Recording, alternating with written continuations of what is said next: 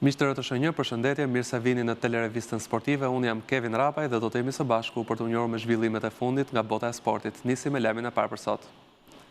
Abisnet Superiore hyn në fazën finale të sezonit me zhvillimin e Final Four, ku do të përcaktohet skuadra kampione edicioni 2025-2026. Në këtë fazë marrin pjesë Vllaznia, Elbasani, Egnatia dhe Dinamo, ndërsa pikët e sezonit rregullt janë përgjysmuar sipas rregullores. Vllaznia dhe Elbasani nisin garën në krye me nga 31 pikë, të ndjekura nga Egnatia me 28 dhe Dinamo me 24 pikë. Të gjitha ndeshjet do zhvillohen në stadiumin Air Albania nga data 16 deri më 31 maj.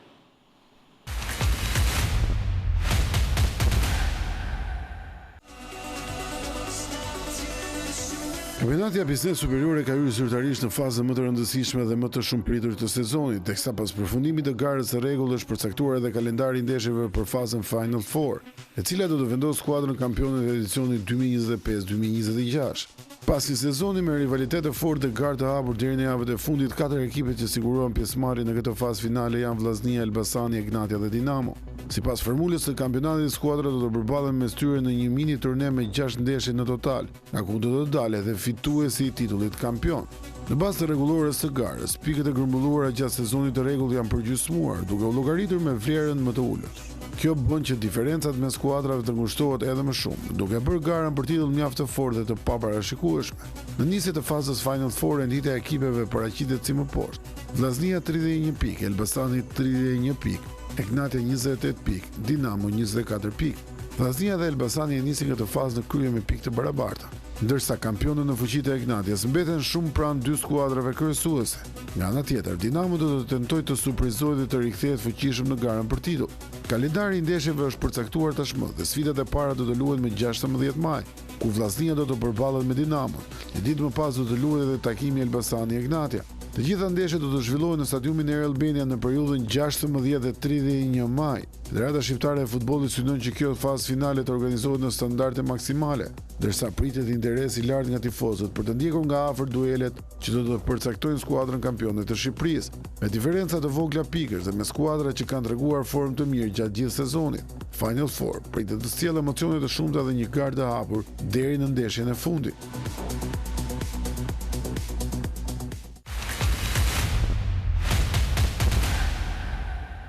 Federata Shqiptare e Futbollit ka ndarë shpërblimet financiare për 4 skuadrat më të mira të këtij sezoni në Abisnet Superiore sipas formulës Final Four. Vllaznia u rendit e para dhe përfitoi 10 milion lekë, ndërsa Elbasani mori 7 milion lekë për vendin e dytë. Egnatia u shpërblye me 5 milion lekë për vendin e tretë, ndërsa Dinamo fitoi 2 milion lekë për vendin e katërt. Pas përfundimit të Final Four, të gjitha ekipet do të marrin të ardhura shtesë nga biletat, sponsorët dhe reklamat sipas renditjes finale.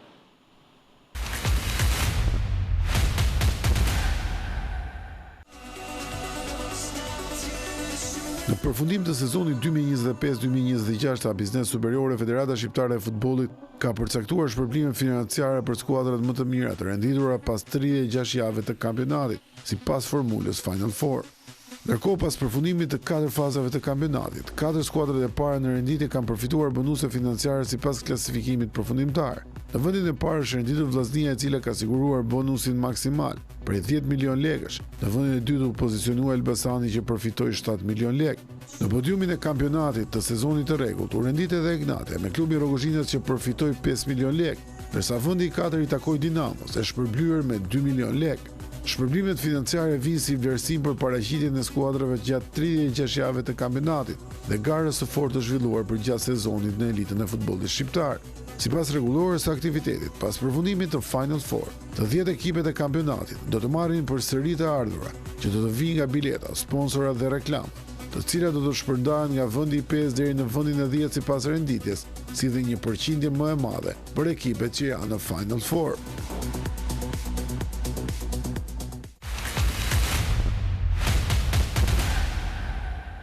Një fund i lumtur për Tiranën me fitore në Elbasan, por duke u kënaqur sërish me mbijetesën në një sezon me plot luhatje.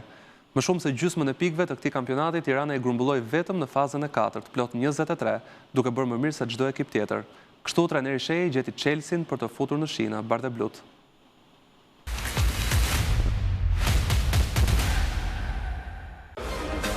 Tirana bëri praktikisht një mrekulli në fazën e 4, duke shpëtuar sezonin dhe mbyllur kampionatin në vendin e 6 me 44 pikë. U duk si një deja vu e vitit kaluar, teksa jetët e mbijetesës ishin prezente deri në javën e fundit, por fitoren e Elbasan bëri të shmangi edhe zona play-out. Një fund i lumtur duke kënaqur sërish me mbijetesën në një sezon me plot drejtësie për bardhëblut. Më shumë se gjysmën e pikëve të këtij kampionati, Tirana i grumbulloi vetëm në fazën e 4, plot 23, duke bërë më mirë se çdo ekip tjetër me 7 fitore dhe 2 barazime. Atëherë kur edhe shpresat për mbijetesë ishin venitur, presidenti Alili bëri një lëvizje të radhës së stafit teknik. Riktheu Orges Shej në fundin e muajit shkurt. Trajneri që kishte fituar titullin me Tiranën pranoi drejtimin e skuadrës në momentin më kritik të saj. Pas 2 humbjeve të parë në drejtimin e bardhëbluve, arriti më pas të menaxhonte në mënyrë perfekte fundin e sezonit. E gjeti ekipin me 21 pikë dhe në vendin e parafundit, ndërsa pas ndeshjes së javës së 36 në Elbasanin, finalizoi arritjen e objektivit mbijetesë me 44 pikë dhe vendin e 6. Por për të ardhur deri te Shej, Tirana bëri lëvizje të çuditshme me trajnerët, e dëshpëruar edhe prej rezultateve, pasi në klubin më të titulluar në vend nuk mund paranojë një tjetër dramë si ajo e vitit 2017, kur për herë të parë u rrëzua nga elita.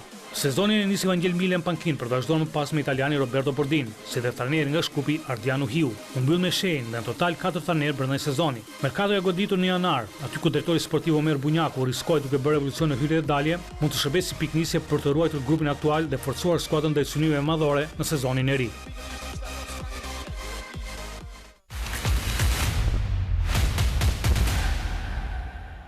Partizani e mbylli kampionatin në vendin e 5 dhe jashtë kupave të Europës.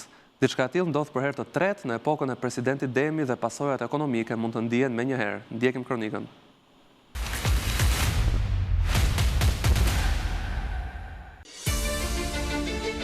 Partizani e mbylli këtë sezon me dështimin e mosarritjes së asnjë objektivi.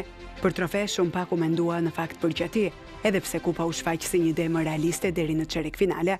Kështu Evropa mbeti gradualisht si objektivi minimal dhe i detyrueshëm për standardin e të kuqve, por ishte një sezon me luhatje disi vështirësisht të shpjegueshme, ku nisja dhe fundi i kampionatit ishin periudhat e flakjes së gjithçka të mirë, duke çvlerësuar edhe mesin e tij, me fazat 2 dhe 3 në të cilat Partizani grumbulloi më shumë pikë se kushdo. Në stol Mladen Milinković rezistoi vetëm për 6 javë, duke mos ngjitur në ambientin e kuq e duke u larguar me vetëm 4 pikë të fituara. Më pas erdhi historia më e veçantë me Risin Oltion Kërnaja, i cili dhuroi emocione të forta edhe në arritje edhe në dështime, duke mbetur i shumë diskutuar si brenda edhe jashtë fushës së lojës. Peshorin e gjykimit ndaj tij e rëndon eliminimin në kupë në arenën e Demave përballë Elbasanit, me vulën humbjen e derbit të fundit me Tiranën, duke çuar atëherë në 6 serinë e ndeshjeve pa fitore dhe duke sjellë deri diku dorëzimin final për objektivin minimal e duke humbur përfundimisht duelin në distancë me Dinamon. Për ironi, në Air Albania pikërisht ndaj bluve në fazën e tretë, Partizani Kërnajës zhvilloi ndeshjen më të mirë të sezonit, duke fituar më pastër edhe se rezultati 2-0 për një konsolidim shpresdhënës të vendit të 4, por që rezultoi iluzion sepse habitshëm më pas asgjë mirë nuk u arrit të shfaqej, as në lojë e as në rezultat. E kështu të kuqt e mbyllën kampionatin e tyre në vendin e 5 dhe jashtë kupave të Evropës, duke qenë hera e tretë në epokën e presidencës Demi që ndodh diçka e tillë, me pasoja të mundshme, jo vetëm ekonomike, të shkaktuara nga kufit e shfaqur gjatë këtij sezoni, që nuk lejojnë kalimin e kufirit të duhur.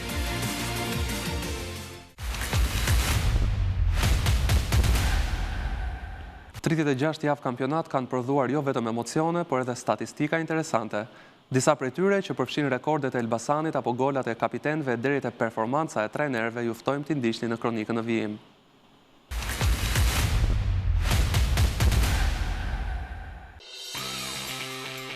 Sezoni i rregullt uli si parin pas 36 javësh, ndërsa statistikat nxjerrin në pas skuadra dhe futbollistët që kanë lënë gjurmë në kampionat. Futbollistët e Elbasanit mbaj rekordin e asisteve këtë sezon. Verdheblut regjistruan plot 26 të tillë duke lënë pas Tiranën me 3 më pak. Pas bardhebluve renditen Pyris dhe Dinamo. Pikërisht e blues pikat Devi Bregu, i cili kryeson renditjen individuale me 6 asist, po Ajsa Lorenz trashi flamurtarit. Në fund të tabelës pozicionohet Vora me vetëm 15 asiste të regjistruara. Por skuadra e trajnerit Bellaj kryeson edhe një statistik negative. Futbollistët e Vorës kanë realizuar plot 4 autogola gjatë sezonit, më shumë se çdo ekip tjetër. Pas tyre vijnë Flamurtari, Tirana dhe Partizani me nga 2 autogola secili. Ndërkohë Dinamo dhe Vllaznia janë skuadrat e vetme që nuk kanë regjistruar asnjë gol në portën e tyre. Rëndësi të veçantë këtë sezon kanë pasur edhe kapitenët, jo vetëm në drejtimin e skuadrës në fushë, por edhe me kontribut konkret në gola.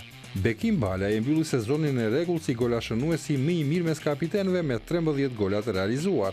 Pas tij renditet Maksuti Flamurtarit, edhe pse golat e tij nuk mjaftuan për të shmangur rënien nga kategoria. Në vendin e tretë pozicionohet Redon Xhixha i Tiranës, ndërsa lista vijon edhe me kapitenët e tjerë të kampionatit. Interesant mbetet edhe aktivizimi i lojtarëve të rinj. Ergis Arifi i Teutës kryeson me 2077 minuta të luajtura, duke qenë një titullar i padiskutueshëm. Megjithatë, vëmendjen e merr Petro Marku i Bylis, vetëm 16 vjeç, por me 162 minuta të regjistruara këtë sezon, duke vendosur rekordin si lojtari më i ri i aktivizuar. Në këtë listë spikasin edhe emra të tjerë si Lusha i Flamurtarit apo Vogli i Tiranës. Statistika e fundit lidhet me trajnerët. Orges Shehi realizoi një sezon mbretërenës me Tiranën duke mbyllur kampionatin në vendin e 6. Timonieri Bardeblu kryeson renditjen e trajnerëve me mesatare 2.09 pikë për ndeshje. Pas tij renditet Edlir Tetova, ndërsa lista vijon me trajnerët e tjerë të kampionatit. Në krahun tjetër, rekordi më negativ i takon Garcia së Flamurtarit me vetëm 0.33 pikë për ndeshje. Shifra që tregojnë jo vetëm forcën e skuadrave, por edhe historitë individuale që shënuan sezonin. Nga rekordet pozitive të statistikat negative, kampionati këtij viti prodhoi protagonistë që do të mbeten gjatë në vëmendje.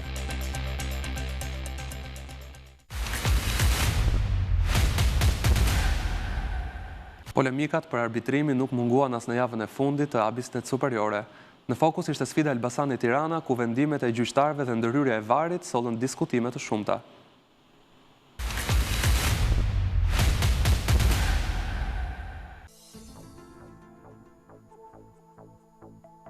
E konsideruar si një nga ndeshjet më të tensionuara të javës, përballja mes Elbasanit dhe Tiranës nuk i shpëtoi debateve për gjykimin. Momenti më i diskutuar ishte ndërprerja e takimit për rreth 15 minuta nga arbitri Eugene Xhaja, pasi u godit nga tifozët për të rikthyer më pas normalisht ndeshjen. Në rubrikën sportive, specialisti i arbitrimit Klajdi Kola e konsideroi të drejtë vendimin e arbitrit për pezullimin e përkohshëm të sfidës. Normalisht rregulli 5 thotë që arbitri është fuqiplot për të marrë vendime për të ndaluar, pezulluar ose përfunduar ndeshjen në bazë të rëndësisë të incidentit ndaj zyrtarëve të ndeshjes, pra ndaj lojtarëve, gjithashtu dhe ndaj arbitrave. Përveç të tjerave, përveç se i lajmëroi 2 herë skuadrat, kur erdhi momenti i fundit, pas 2 paralajmërimesh, goditet dhe arbitri. Duket qartë aty që është goditur me bidon gjyqtari Xhaja, mbas 2 lajmërimesh. Dhe edhe kur futet brenda, përsëri prap goditet. Gjithsesi, Xhaja është treguar shumë profesionist, në bazë të rëndësisë së incidentit që ka ndodhur, ka qenë në gjendje të vazhdojë lojën dhe pasi është shqetësuar, ka vazhduar sërish lojën në bazë të rregullore. Sipas Kolës, në përgjithësi ndeshja u administrua drejt nga trupa arbitrale, megjithatë evidentoi edhe disa pasaktësi në vendimarrje.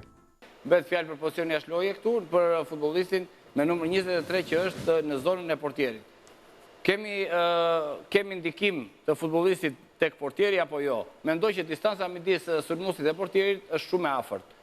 Kemi ndikim të drejt për drejt të sulmuesit ndaj portierit, kemi zënje të pamjes, distanca shumë e afërt dhe portieri ndikohet nga ky futbollist, duhet të anulloj goli për pozicionin jashtë lojës. Dhe duhet të kishte ndërhyrë vari për të thirrur në monitor Xhajën.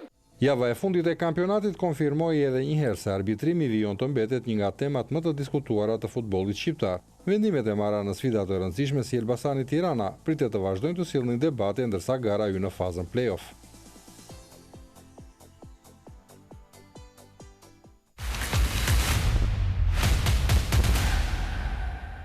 Dinamo Egnatia është finalja e Kupës së Shqipërisë që do të luhet të mërkurën e 13 maj në stadiumin Air Albania duke filluar nga ora 19. Skuadrat vinë më të relaksuara nga fundjava e kampionatit me trajnerët Ilir Daja dhe Nevil Dede që kishin luksin të bënin rotacion në përballjet ndaj Partizanit dhe Teutës.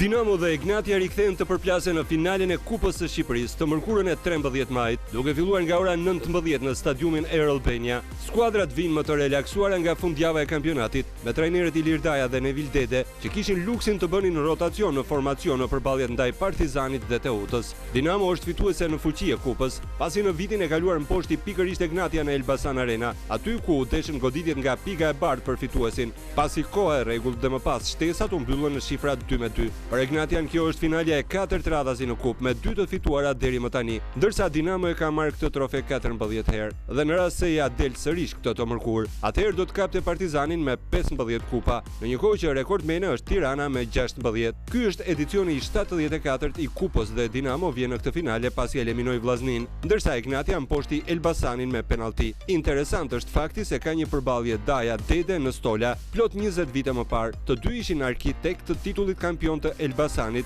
me Dajën si trajner dhe Deden si kapiten. Nevili ka shansin të fitojë trofe me Ignatian në ndeshjen e tretë që drejton si trajneri i Rogozhinasve, ndërsa për Dajën do të ishte kupa e dytë radhazi me blut e kryeqytetit.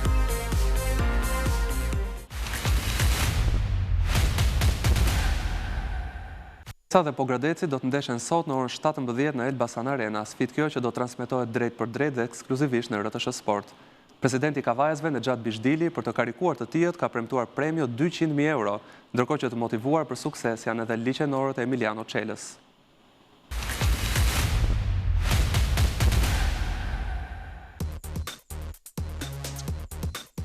Ta shpëj një hap larg superiore, Zbesa dhe Pogradeci përplasi Brirën në Elbasan Arena në finalen e fazës play-off të kategorisë së parë me synimi për tentuar deri në frymën e fundit e elitën e futbollit shqiptar. Sot në orën 17, dy skuadra që zhvilluan një vit kalendarik impresionues do tentojnë përballje perfekte për të justifikuar mundin e një sezoni spektakolar. RTS Sport mëson ekskluzivisht se presidenti Kavajasve Nexhat Bishdili ka premtuar vërtetësisht 200.000 euro premio për objektivin ambistet superiore. Ky satisfaksion financiar ka entuziazmuar skuadrën që ka shkuar me gërmat e arta historinë në futbollin tonë, gjë që reflektojnë në triumfin kundër Iliri's seksa poshtë ekipi nga Fushkuem në stadiumin Redi Baloku. Në krahun tjetër të motivuar për të siguruar objektivin e fillim sezonit janë liqenorët të cilët kanë organik futbollistë me kualitet si Greca, Kazem, Pera apo Bavzaj. Tekniku i Pogradecit Emiliano Çela e një skuadrën Kavajase pasi ishte ai njeriu që ndërtoi këtë ekip në startin e këtij sezoni. Natyrisht timonieri 40 vjeçar nuk do ta ketë as fat të lehtë pasi në pakinën e verdhezive ndodhet një emër si Ugash Magani që nga Stoli ka ndërtuar gjithë ekipet në superiore. Dueli Pogradeci Besa që do të nisë sot në orën 17 në stadiumin Elbasan Arena do të vi për të gjithë sportdashit drejt për drejt dhe ekskluzivisht në ekranin e RTS Sport.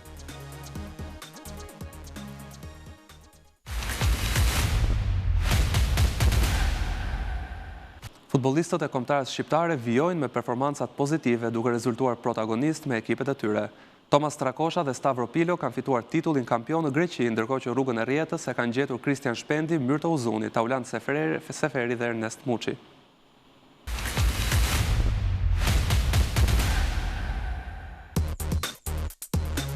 Fundjava që lan pas prodhoi paraqitje impresionuese për futbollistët e kombëtare shqiptare në kampionatin elitare të klubit duke rezultuar protagonist me golat, asistet dhe sukseset të skuadrave të tyre. Festë legjitime për Tomas Strakosha dhe Stavro Pilo, të cilët u shpallën kampion me AEK-un e Athinës në elitën e futbollit grek. Skuadra e tyre fitoi 2-1 ndaj Panathinaikosit duke siguruar titullin e 14 kampion në histori, teksa dy futbollistë shqiptar ishin titullarë në takimin vendimtar. Protagonist absolut ishte edhe Ernest Muçi në kampionatin turk. Sulmuesi shqiptar shënoi golin e fitores për Trabzonspor në suksesin 1-2 ndaj Beşiktaş duke realizuar rretën e dytë të sfidës. Për fantazistin kuqezi ky ishte goli 11 në kampionat duke konfirmuar formën e shkëlqyer këtë sezon. Myrto Uzuni vazhdon të jetë vendimtar për Austin në futbollin amerikan.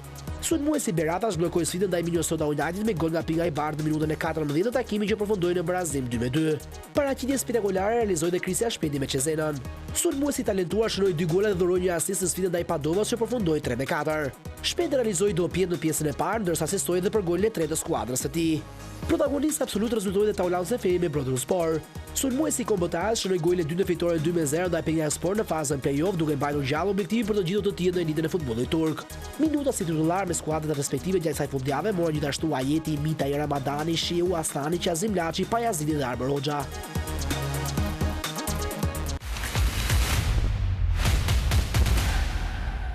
Barcelona është shpallur zyrtarisht kampion e La Ligës pas triumfit të madh 2-0 ndaj Realit të Madridit në El Clasico në zhvilluar në Spotify Camp Nou. Golat e Marcus Rashford dhe Ferran Torres vulosën një sezon fantastik për katalanasit, të cilët ngritën trofeun përpara mijëra tifozëve në një atmosferë magjike. Pas ndeshjes, trajneri Hansi Flick shprehu emocione dhe krenarim për skuadrën, duke ia dedikuar suksesin lojtarëve dhe tifozëve të Barcelonës.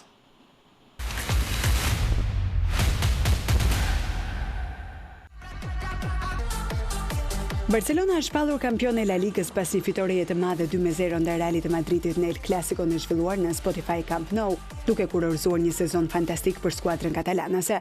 Në një atmosferë elektrizuese dhe përpara mirë tifozëve të zjarrt, katalanasi treguan superioritet absolut, duke kontrolluar ndeshjen nga fillimi deri në fund dhe duke vulosur titullin në mënyrën më spektakolare të mundshme.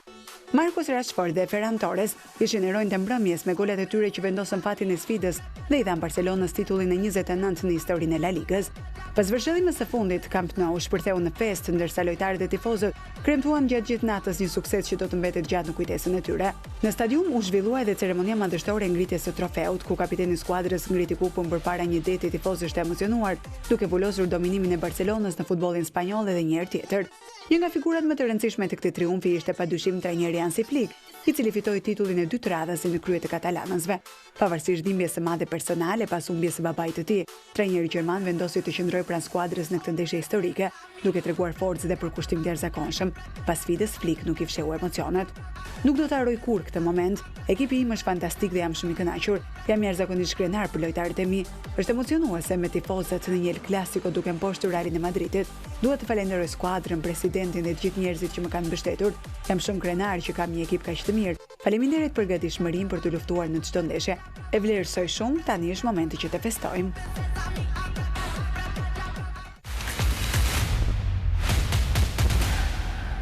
Në Serie A këtë fundjavë dy ishin momentet më pikante. Betejë për qëndrimin në Serie A ku fiton Cremonese dhe humbet Lecce, si edhe fitoria e Romës që barazohet me pikë me Milanin pasi ky i fundit humbi në shtëpi përballë Atalantës. Ndërkohë Juventus me një fitore minimale arrin të ngjitet në vend të tretë.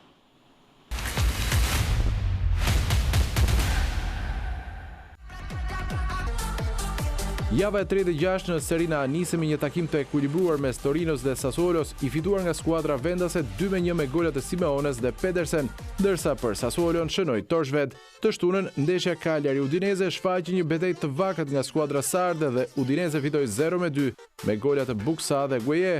Mëtej ndeshja mes Lazios dhe Interit në teori nuk duhej të kishte asnjë interes, teksa Zikalterit ishin shpallur kampion që në takimin me Parmën, por sërish fituan 0-3 duke mbajtur tempin lart në kërkim dhe të trofeut tjetër, Kupës së Italisë.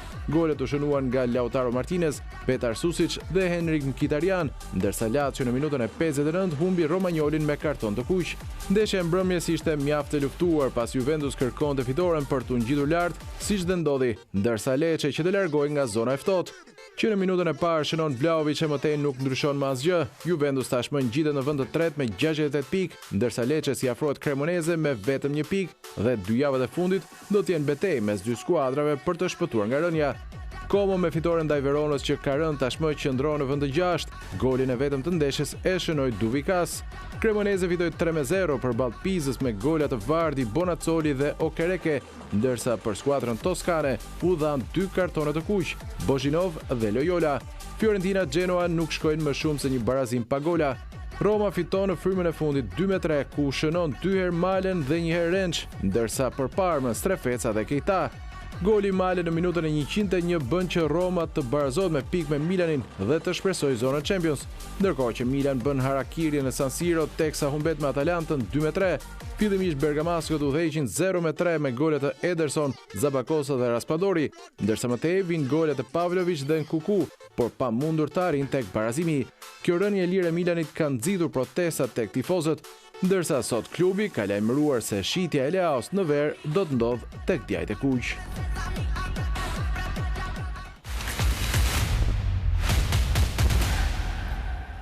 Kjo ishte gjithçka e përgatitur nga Telerevista Sportive dhe kolegët e RTS Sport për ditën e sotme.